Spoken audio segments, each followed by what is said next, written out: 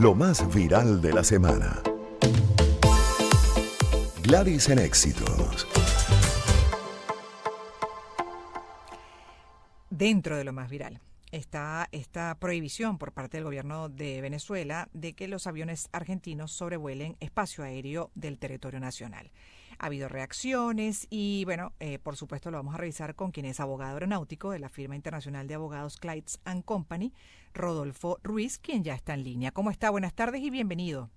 Hola Gladys, muy buenas tardes, gracias por la invitación y una acotación. Estoy ahora con Ruiz & Partners, que es una nueva firma de abogados para aquí. Importante Pero la complacido de acotación. estar contigo, sí. Corregido el error entonces. Gracias, señor Rodolfo. Y gracias por dedicarnos estos minutos. De hecho, permítame que lea un poquito de la información que comparte, entre otros medios, bbc.com, que el gobierno de Maduro anunció el cierre del espacio aéreo venezolano para los aviones argentinos en respuesta a la incautación de una aeronave venezolana iraní que permaneció retenida en Argentina, seguramente ustedes recuerdan este tema, por una investigación sobre terrorismo.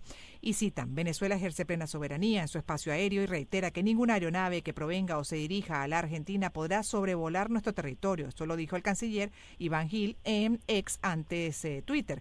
Un Boeing 747 de la aerolínea venezolana Entrasur fue retenido por las autoridades argentinas el 8 de junio de 2022, tras quedar varado por falta de combustible. Ese avión que trasladaba tripulantes venezolanos e iraníes quedó detenido en el Aeropuerto Internacional de Ezeiza, en Buenos Aires. Más de año y medio después, en febrero pasado, el gobierno del presidente argentino Javier Milei entregó la aeronave a las autoridades de Estados Unidos, quienes pidieron su incautación tras alegar que el aparato servía para ejecutar operaciones encubiertas de agentes venezolanos e iraníes en América Latina. El canciller venezolano dijo que el cierre del espacio aéreo se mantendrá hasta que, y citamos, nuestra empresa sea debidamente compensada por los daños causados después de las acciones ilegales realizadas solo con el fin de complacer a sus tutores del norte. Así pues que esto es la posición de parte de Venezuela, pero ya ha habido reacciones por parte de Argentina, específicamente de quien es el vocero de la presidencia, de Manuel Adorni, quien entre otras dijo en conferencia de prensa desde la Casa Rosada que Argentina no se va a dejar extorsionar. Y de hecho, también comentaron sobre lo que va a implicar, por supuesto, en costos para Argentina el tener que ahora desviar rutas. Y ahí me detengo entonces para su observación y su información, además como especialista en esta área, señor Rodolfo. Sí, bueno, en efecto, Gladys, esa fue una noticia que circuló o ha estado circulando por las redes desde hace un par de días.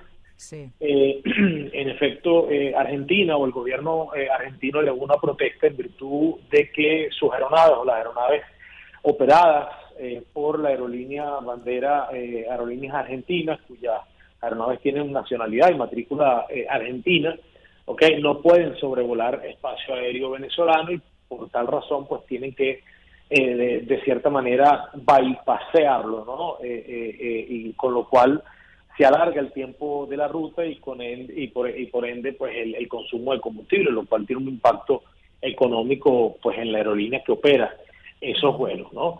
La protesta, aunque ellos no lo han dicho de forma expresa, ellos básicamente informaron de que iban a emprender acciones diplomáticas y a pesar de que ellos no lo han dicho, yo presumo pues que ellos se van a sustentar en el acuerdo internacional de tránsito aéreo, el convenio de tránsito aéreo firmado en el convenio de Chicago a nivel multilateral, eso es un convenio que fue un convenio anexo a el convenio convenio de aviación civil internacional firmado en la conferencia de Chicago en el año 1944, que es la carta magna en torno a la cual gira todo el sistema de aviación civil internacional. Durante esa conferencia diplomática, se firmó también un acuerdo mediante el cual todas las delegaciones de los estados que suscribieron y ratificaron el acuerdo de Chicago, hoy en día son 193 países,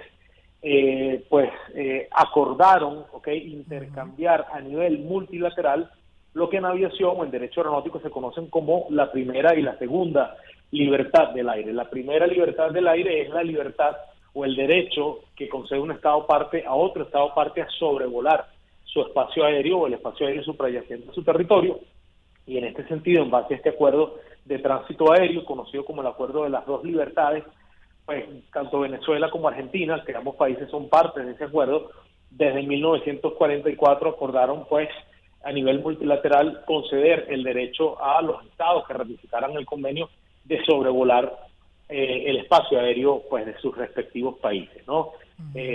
Entiendo que ese sería el argumento que utilizaría Argentina ante una eventual reclamación, supongo que ante la OASI o ante el Consejo de la OASI, pero si bien es cierto de que sin duda ese sería un argumento perfectamente válido, no es menos cierto también de que en el mismo convenio de Chicago en 1944, específicamente en el artículo 1, todos los estados acordaron reconocerse mutuamente plena y exclusiva soberanía sobre los espacios aéreos subyacentes a sus territorios. El principio de la soberanía en aviación civil es pues el principio madre en torno al cual gira todo el sistema de aviación civil internacional, ¿ok? Y básicamente es un principio básico y fundamental en base al cual pues los estados acordaron pues suscribir todo un sistema de aviación civil acogido en el convenio de Chicago del 1944 y los 19 anexos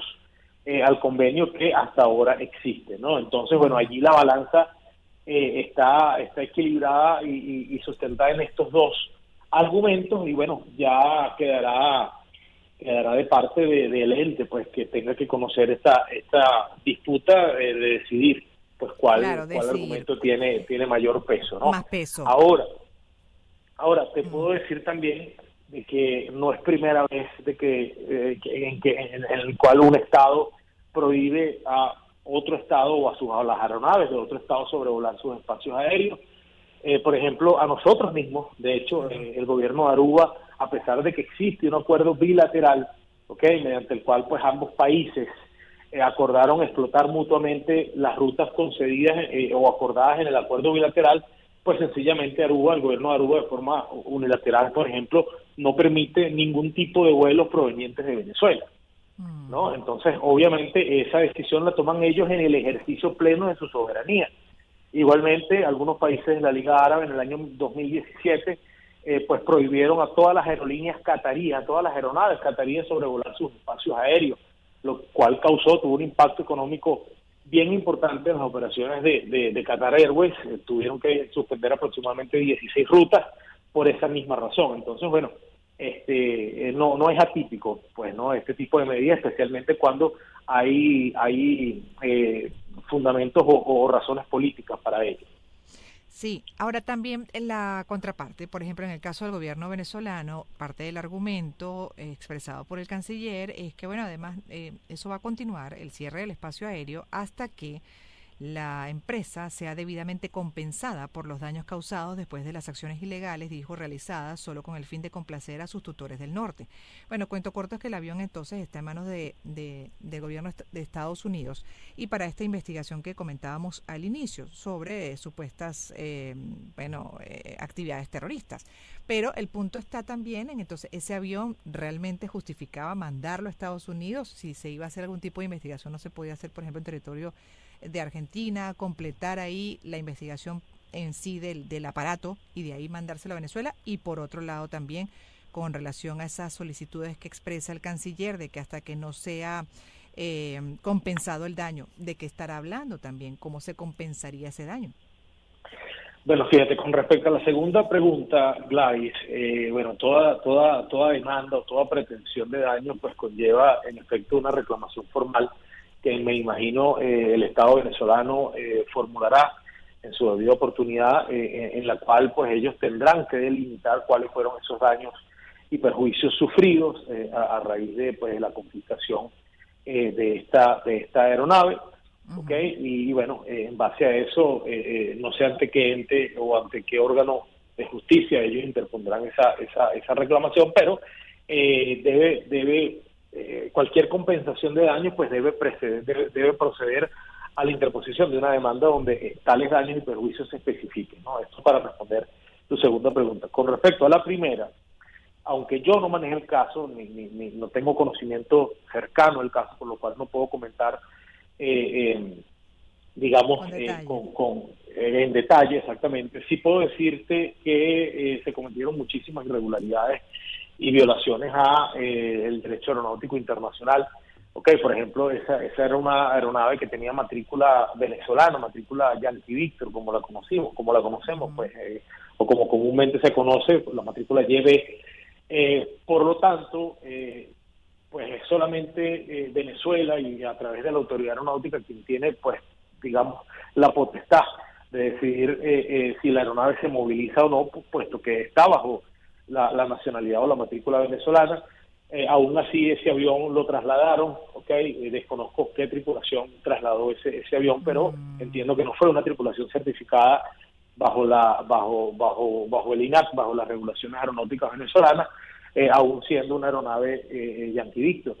Entonces, bueno, por allí, entre otras cosas, también relacionadas más con el suministro de combustible también, pues la prohibición a aterrizar, que en este caso entiendo algunos países impusieron al momento de que la aeronave pues estaba sobrevolando sus espacios aéreos. Entonces, bueno, mira, yo pienso que sin duda hay razones políticas para tomar este tipo de retaliaciones. También la reciprocidad creo que es lo que está reinando en esta situación. Así que, bueno, tocará esperar a ver cuál será el desenlace de este impasse, ¿no?, entre ambos gobiernos. De este impasse con relación al sobrevuelo sobre el territorio venezolano, a la aeronave que está en manos del gobierno estadounidense, a la investigación sobre supuesto terrorismo también, que entiendo ha incluido además la participación de otros países, ¿no?, de la región. Como dice usted, además, quienes en su momento asumieron esa posición de prohibir a este avión de Entrasur, justamente el sobrevuelo y el aterrizaje, y terminó en Argentina decomisado. Ahora, ¿cuántas incautaciones, y ya para terminar porque se nos acabó el tiempo, pero conoce usted, por ejemplo, de esta naturaleza de aparatos así, de aviones por investigaciones?